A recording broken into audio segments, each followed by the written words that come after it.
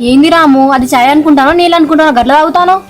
ఈ చాదైనా కదా రామ, నువ్వు ఇంట్లో పోయి, నాకు పొలం కాడ పని ఉన్నది. పొలం కాడ పని చేసుకుందావు గానీ నేను నిన్న చెప్పిన దాని గురించి ఏం ఆలోచించిన రాము? ఆలోచించేది ఏం లేదు రానమ్మా, మీరు ఇంకోసారి దాని గురించి మాట్లాడకండి. అసలు ఏంది రాము, నేను నిన్ను ఇష్టపడుతున్నాను ఎక్కువ చేస్తున్నావు కదా? ఎక్కువ చేసేది ఏం లేదు రానమ్మా, నాకు పొలం కాడ ఒడ్డు చెక్కే పని ఉన్నది, నేను పోతాను ఇక. ఏడికి పోతావు? ఇవాళ ఏదో ఒకటి తేరాలి. ఆగు, నేను కూడా పొలం కాడికి వస్తా రాము. అరే ఏంది రానమ్మా, మీరు గిట్ల చెప్తాలు, మీ దండం పెడతా, మీరు ఇంట్లో పోండి.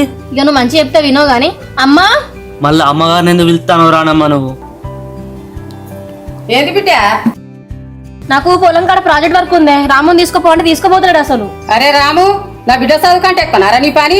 లేదమ్మగారు, అక్కడ ఒడ్డు చెక్కేది ఉన్నదిగా, ఒడ్డు చెక్కడు అయిపోయిన తర్వాత సాయంత్రం తీసుకుపోతా అంటానా. ఆ ఒడ్లు సాయంత్రం చెప్తూ కానీ నా బిడ్డను తీసుకోపో పొలం కాడికి. ఎట్లున్నది? పోదాం ఇక పొలం కాడికి.